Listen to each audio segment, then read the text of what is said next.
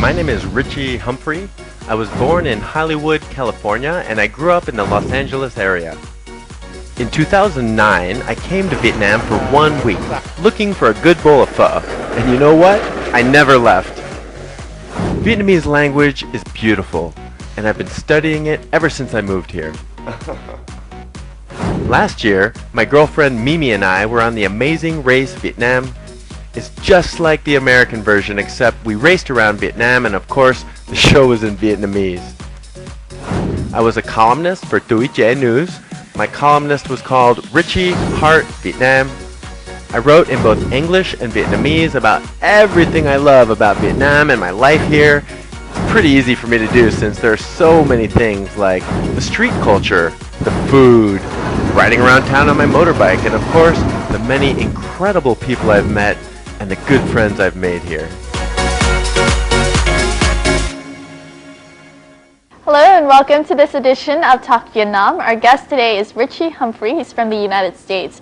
In 2009, he had planned a trip to Southeast Asia, and his first stop was in Ho Chi Minh City. And he said upon coming here, he had a strong feeling of warmth. He'd been to around 20 countries, but he's never had this feeling before. It feels like home, basically. And Richie is here in our edition of Talk Vietnam today to share more about his story and how Vietnam has become very close to his heart. Hello, Richie. How are you? Yes, how are you today? I'm great. How are you? Wonderful. Tell us what brought you to Vietnam in 2009. Well, originally I came here with 3 friends. It was just supposed to be a 3-week tour, kind of like Gilligan's Island, and I ended up staying. First stop was Vietnam, and as you said, yeah, I got here and I was first of all blown away.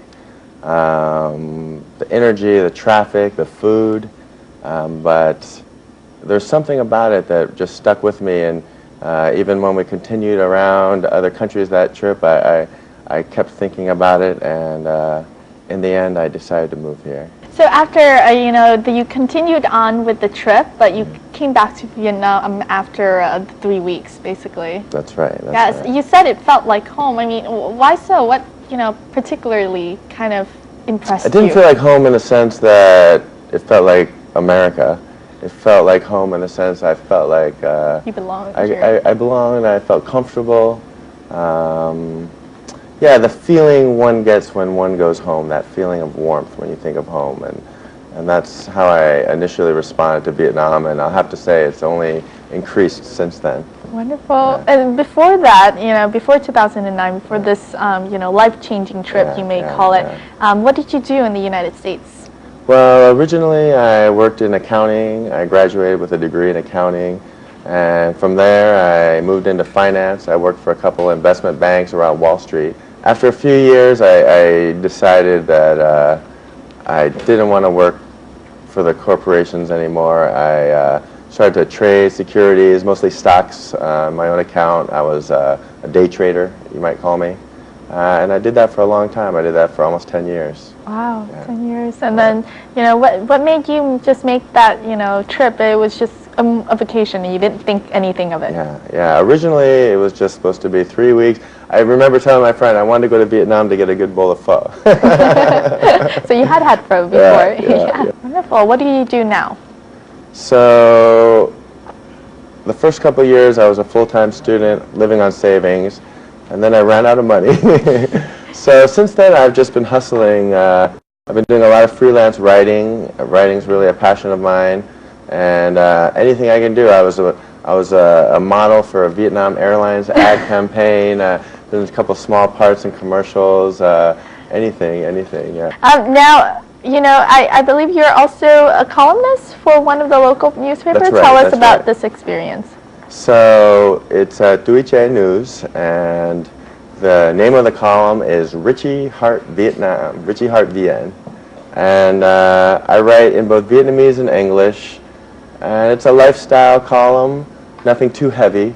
I write a lot of experiences from my life, observations, and it all kind of fits under the theme of Richie Humphrey VN. They want me to write about what I love about Vietnam, and that's really easy for me because I do love Vietnam and I love living here, and it's kind of a natural fit.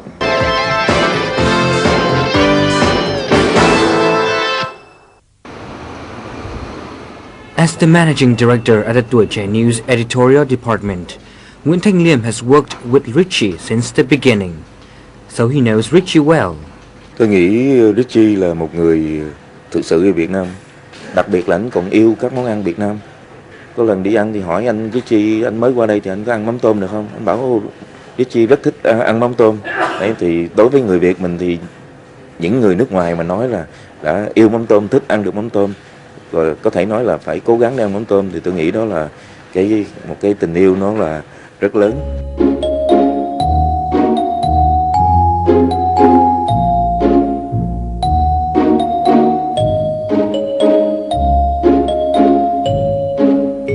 After a few meetings, veteran editor Liam discovered in Richie a charm that attracts readers, especially young readers.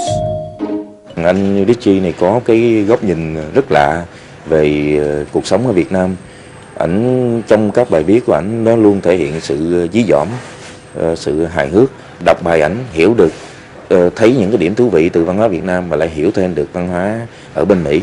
Ví dụ là ảnh viết về đám cưới Việt, đám cưới Mỹ, thì ảnh có cái so sánh, ví dụ về chuyện tặng quà như thế nào, rồi cái phiền toái hay không khi đi dự một cái đám cưới ở Việt Nam hoặc cái đám cưới ở Mỹ. Mình nghĩ là cả bạn đọc họ cũng thấy thú vị vì điều đó, vì anh Richie là một người dù còn trẻ nhưng mà cũng có một cái vốn sống rất là tốt. Richie is supposed to submit one piece of writing per week, but normally he releases more. Lim revealed that it was Richie's wish to write in Vietnamese, even though it would be harder than writing in English. The editorial board decides to publish his Vietnamese pieces and edit them only slightly, so that the uniqueness of his writings can shine through. Let's talk more a little bit about this job, being a columnist with Tuổi Trẻ online. It's Tuổi Trẻ News, actually, hosting the column Richie Loves Vietnam. You know, within these writings, I'm a little curious about, obviously your perspective of the Vietnamese life and Vietnamese society here is going to be different from the way, normal Vietnamese see the world they live in. What makes it so different from other foreigners who, say, write about Vietnam or who live here?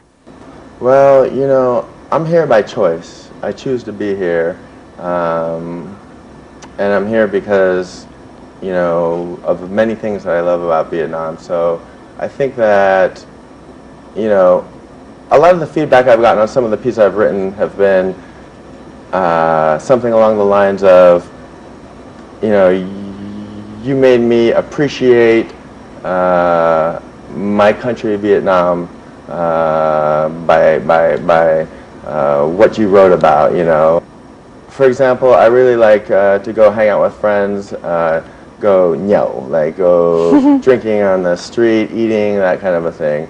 I don't do a lot of that back in the U.S., either in LA or New York, so that is a basic thing that I really love about Vietnam, and I think a lot of people can relate to that. And maybe if there's someone who is working hard, coming home at the end of the day, and kind of feeling like they're in a rut, and I like to point out certain things that actually are pretty cool about even what might seem routine or mundane. Yes. I mean, sometimes when you're so used to a certain life, you take it for granted, in a sense, and you're trying to point out, what seem maybe normal to Vietnamese people, but can have a special light to them. Yeah, exactly. Exactly. Yeah. I understand with the piece that you said, one of your favorite, the Saigon rush hour. Oh, yeah. I mean, a lot of people come to Vietnam, and the first thing that hits them is the traffic. And it's like a topic that's, probably very much written about, but I've heard that your piece has received a lot of, commentaries about how it's very different. Can you share with us, how is it different, from, say, someone who just came here and their perspective?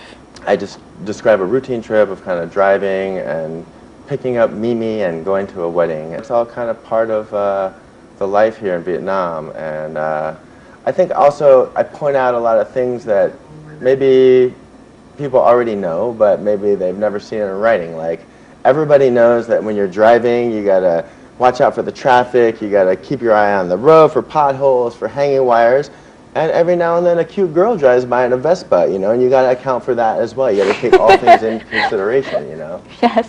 Right. Wow. You have a good sense of humor, don't you?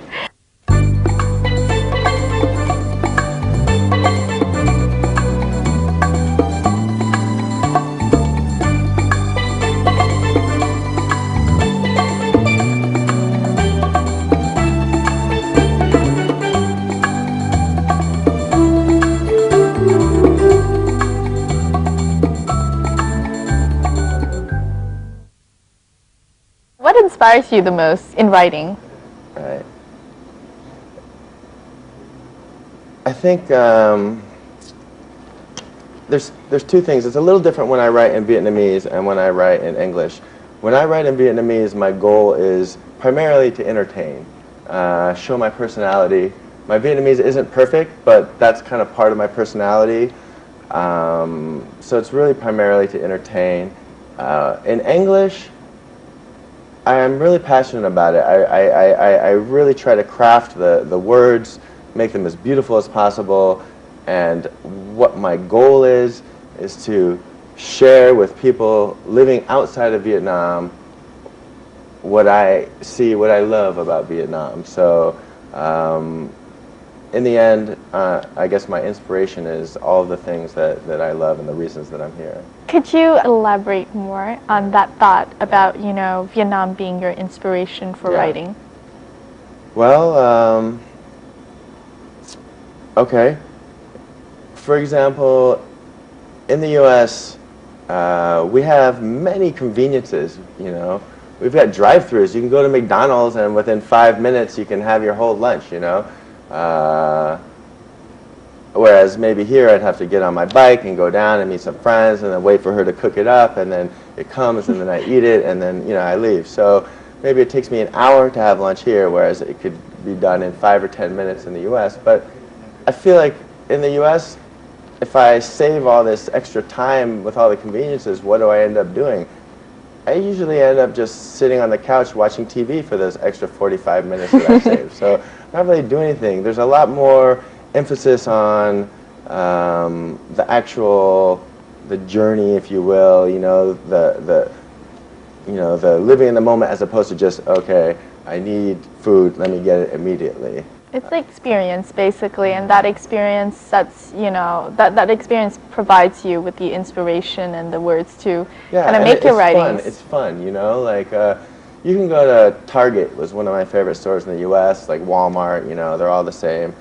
And in 30 minutes, you can get so much stuff there. It would take you probably a week of driving around Saigon, and even at the end of that week, you probably wouldn't find everything, you know, because for your towels, you'd have to go down to Towel Street, and then you have to go each one and make sure you get the right towel at the best price, and, you know, oh, what's next? Okay, I got to go get some milk products. Well, there's Milk Product Street, right? So, but along the way, it's kind of like a little journey, you know. It's fun, it's exciting, you know. I mean, that's in a nutshell kind of what I feel about my life here. This passion for writing, was it kind of newly found when you came to Vietnam with all of the things that were happening around you, or had you always had, like, you know, a love for writing? I've always loved writing. I've always been a writer since I was a kid.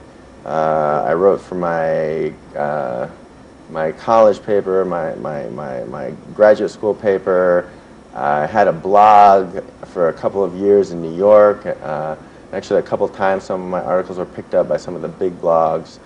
And another thing that's kind of a hobby of mine as well is poetry. I've always really been a fan of reading and writing poetry. Yes, and we'll get to that in a bit, but we're going to take a look at a clip first. So Richie is now well known amongst the youths here in Ho Chi Minh City in particular, and Vietnam in general, as a blogger and also a columnist with a very witty character.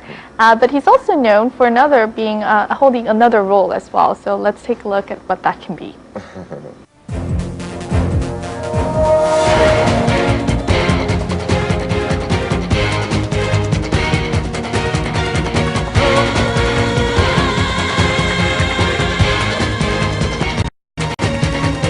Bước chậm thôi, nó đang đứng trước mặt mày đó. 1 bước, 2 bước. Rồi chụp tới Bình. Ê, Bình tay trái mày nè Bình. Rồi, quẹo qua tay trái, từ từ Bình. 50 Bình.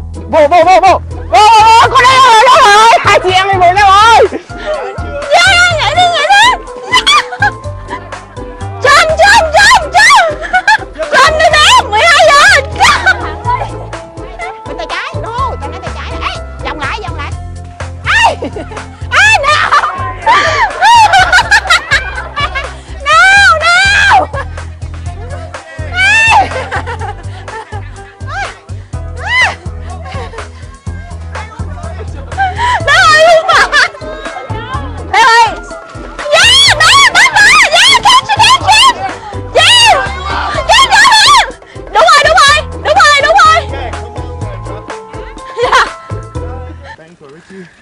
Bạn mới.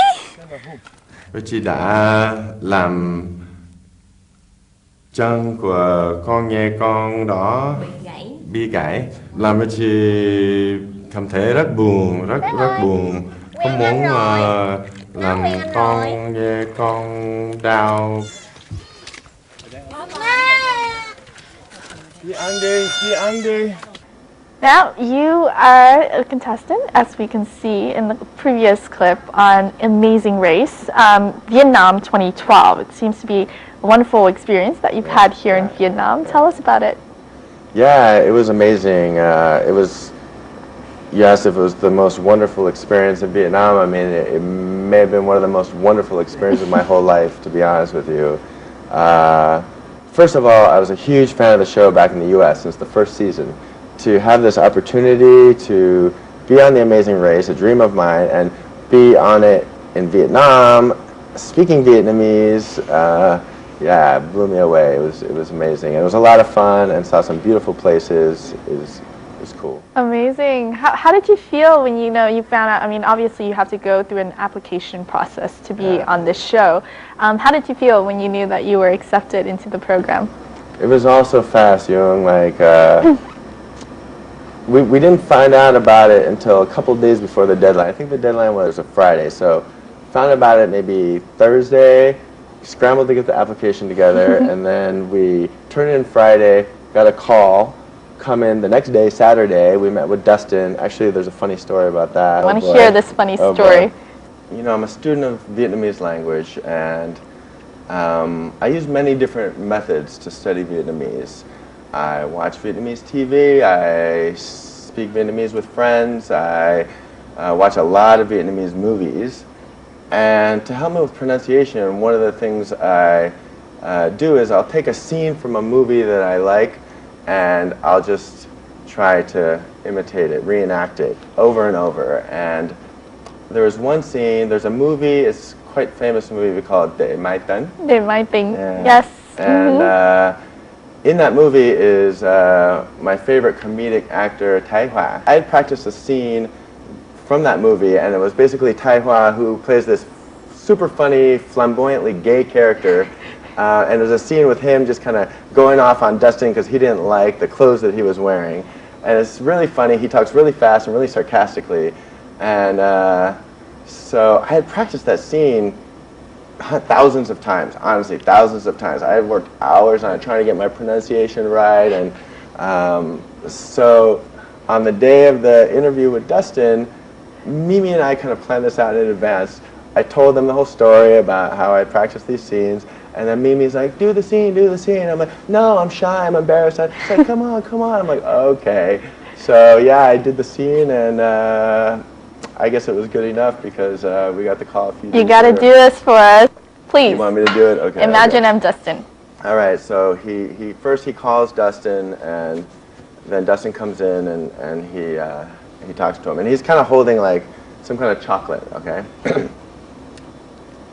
Dũng, trời ơi, bột bóng hay sao? Thay đồ lộ quá vậy Dũng. Trời ơi, Dũng bận đồ đẹp vậy, sao hồi dám đi kế Dũng đấy trời. Bận đồ đẹp vừa phải thôi, chừa chỗ cho người ta đẹp chứ chứ. Giờ sao đây ta? Awesome. Yeah, so that's Wow. what I did from. Wow. You should consider becoming an actor. A comedic actor, with your sense of humor, as we've seen from the beginning to end, but awesome. Ai muốn Kim cha lom kiên nhẫn. Kiên nhẫn. What's that? Kiên Hey, nhẫn. patient? Dạ. Nói về kiên nhẫn thì chắc chắn là không phải Richie. Richie không phải là người kiên nhẫn. Wow, it's good. Chú Tiểu mở ra có bao nhiêu bậc thang, trời ơi, ngỡ ngàng xỉu luôn. Trời ơi, sốc dễ sợ, nghĩ sao vậy? Patient, babe. Remember, I said be patient. Thực sự thì cái thử thách đó cũng không khó gì hết.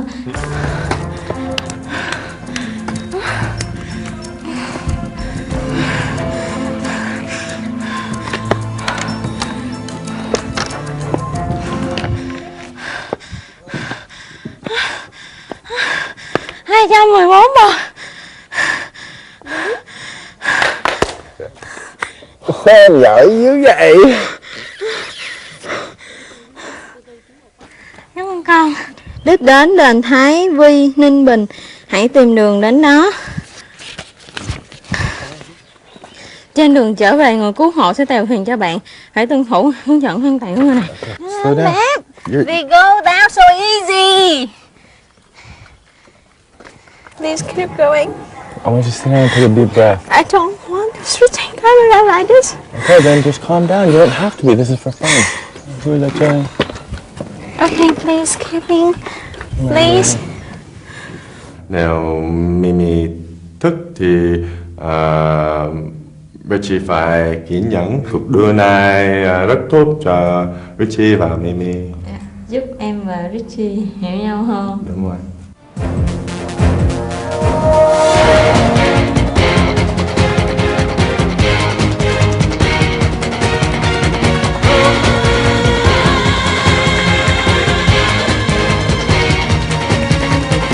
Let's go back to the amazing race. What was the toughest moment in the race that, you and your girlfriend Mimi joined in?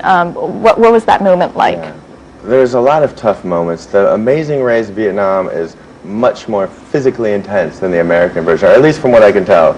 So, I was in pretty good shape going into the race, but Mimi, she's never exercised a day in her life. The first day I was super hard on her, very physical. We were constantly running around, didn't get enough water, and initially she kind of collapsed at one point. It was like she kind of fell down. She was out of breath. Got back up, and then maybe 20 meters from the finish line, as we were racing in, she collapsed again. And I picked her up, and I'm running in, and I'm thinking like, oh, I wonder what music they're going to play when they show this, because I look so cool carrying her, And I put her on the mat, she kind of stationed, and we stopped. Dustin tells us that we didn't lose, we came in 8th place, and all of a sudden Mimi's legs buckle, and she just falls, and I kind of catch her like this, and it was scary. She got worse, she had trouble breathing, and then her eyes like rolled up the back of her head, and we got rushed to the emergency room, and it was just tough to see, the person that you really care about in this condition. I was trying to talk to her, she wouldn't respond, and she was passed out for almost 2 hours, and during that time I was like, she didn't know about the Amazing Race. I was the one that kind of said, oh, we should do this, it's going to be fun, right? Fun. Now she's in the hospital. So I felt guilty. I was questioning what I did, it was a very difficult time. And even after that, for maybe 24 hours, I was convinced we were going to quit. I told all the producers, like, we're done, it's too much for Mimi. But Mimi was feeling pretty good the next day, and she really wanted to keep racing, and we talked to all the producers, and in the end we decided, we'll race on. But I think something changed in us after that, like, at least for me, I wasn't as stressed out anymore. I didn't feel like winning was the ultimate priority anymore, and from that point on, I think we just had a lot of fun, so it didn't matter what happened, and so we were able to enjoy it so much more. Yes, and, exactly. So in some ways it was a terrible thing that happened, but in some ways I think it was kind of the best thing that happened. Yeah, exactly. What is the most, wonderful things that you learned about Vietnam, its land and people through this whole experience when obviously you traveled through different places? Yeah. Well, the show, the contestants were all Vietnamese. So it was 10 teams of 2, so it was 19 Vietnamese and me. And I'm telling you, it was physically tough. And not, Mimi, we talked about, but nobody gave up, There was other girls on the show as well that had never worked out a day in their life, and nobody gave up. And it was really, I think, it was really a symbol of strength, I think it made me have a lot more respect for Vietnamese people, the way that every single one pushed on, never gave up, even under the hardest circumstances. So I definitely walked away with that. And I also saw some really beautiful places around Vietnam, just amazing, like, things you see in a book or maybe on a postcard, but it's real, like, it's actually Where were you guys? One of my favorite parts was this lake called Hoa Lu Lake. Yeah. That was just so amazing to be out there on that lake. Kind of had these little like limestone outcroppings like Halong Bay, and there was Buddhist temples, and we climbed to the top of a Buddhist temple, and there's a little child monk up there who was very cute.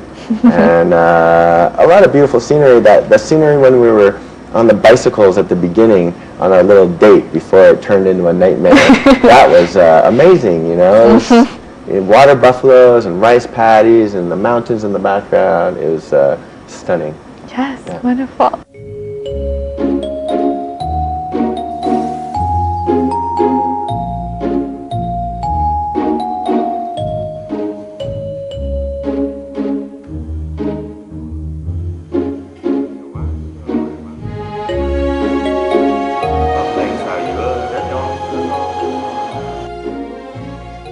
Trước đây Richie đã sống ở Hà Nội và rất thích món ăn Hà Nội.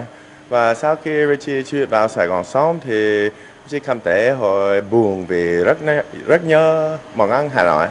Nhưng sau đó Richie tìm ra ốc ở Sài Gòn rất ngon. Thì dạo này chắc tới đây ít nhất một lần một tuần.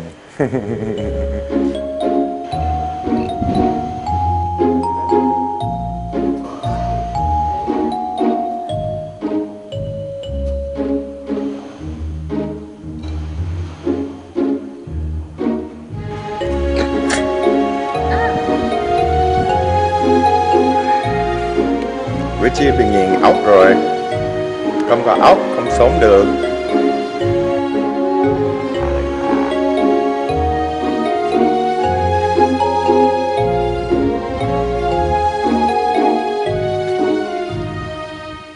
A lot of foreigners who come here, what would you say to someone who came here and is, quite hesitant to eat street food? I mean, just in terms of, caring about the health and the cleanliness of it maybe. Right. But you've considered street food to be a big part of your life here. Yeah. So what would you say to someone like that? Well, first of all, like, the most delicious food is on the street, and it's really fresh, every morning.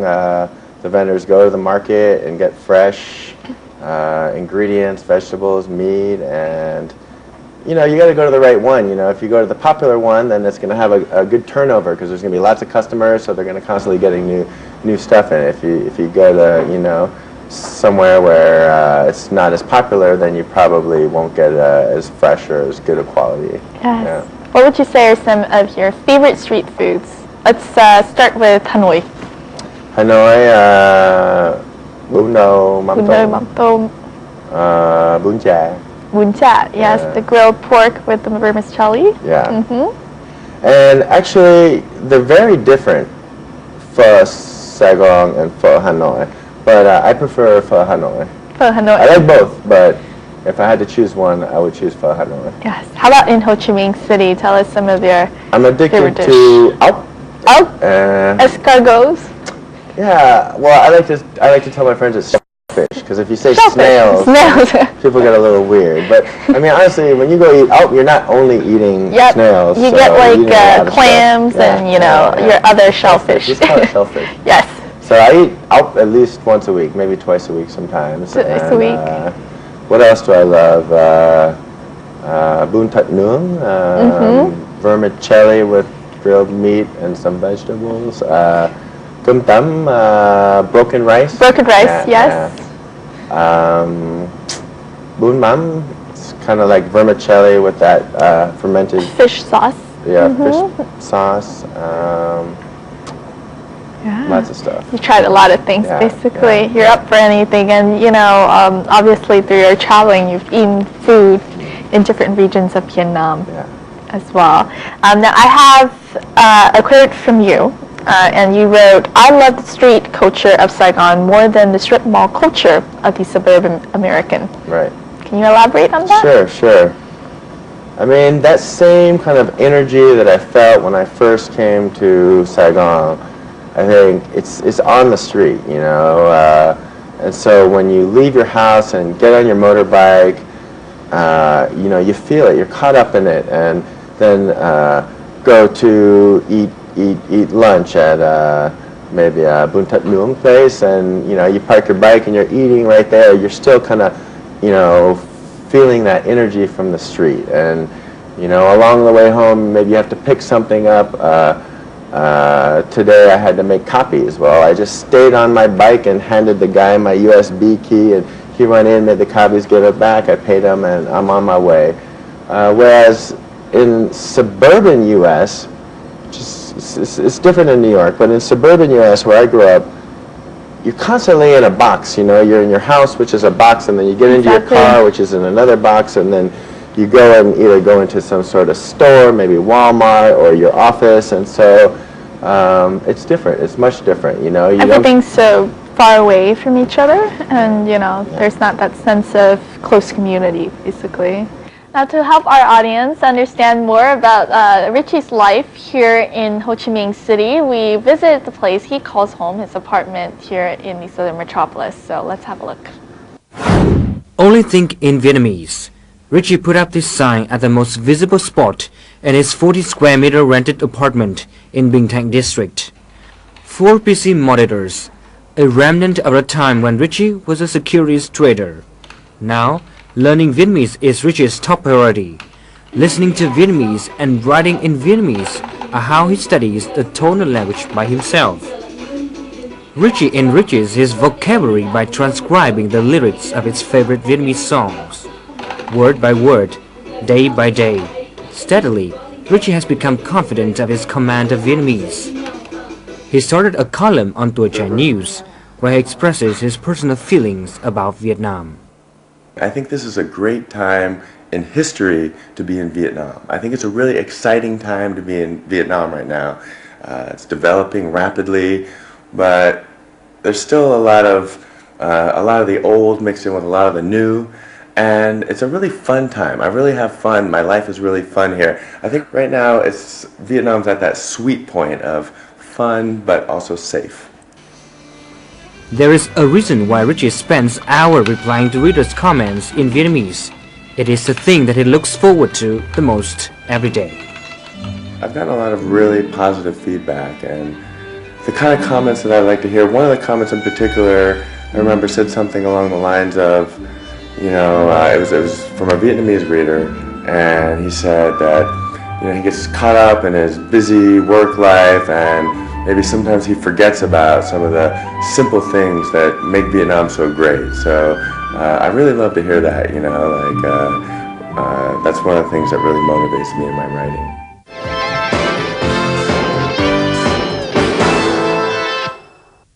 So we can see that, we've seen it before in the previous part of your acting skills in Vietnamese, so we know how good your Vietnamese is. And as I promised, there's going to be a little test of your Vietnamese skills.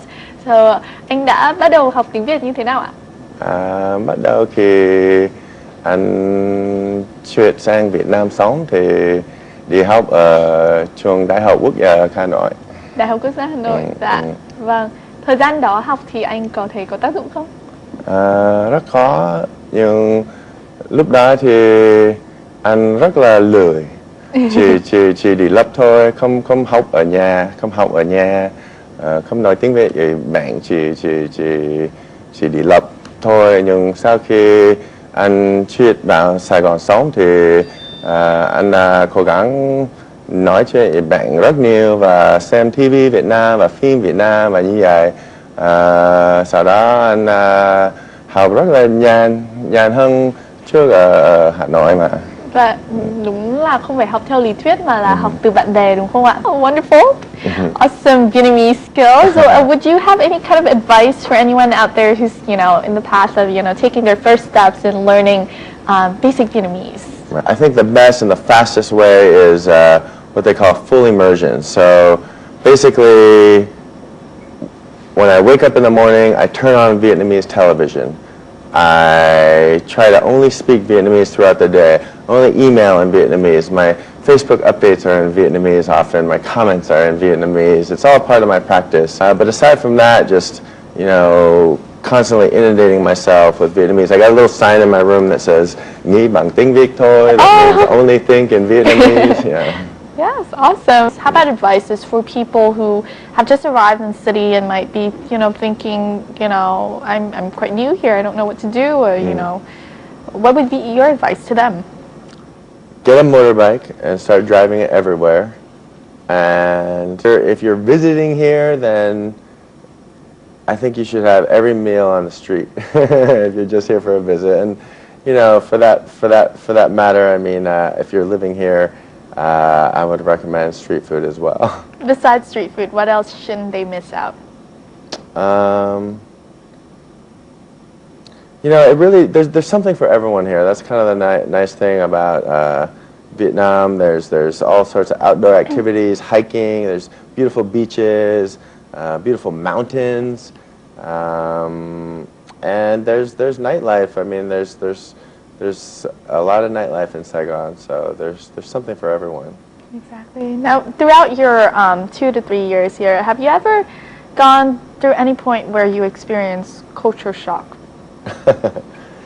Well, for the most part, no. For the most part, most of the Vietnamese culture really kind of fits with me and it feels natural. But there's one thing. I think it's kind of like a matter of personal space, I guess you'd call it. And Vietnamese people are a little more touchy, and I don't really mind that so much. Like if someone's trying to get by me and they tap me on the back, okay, yeah, I'll let you by.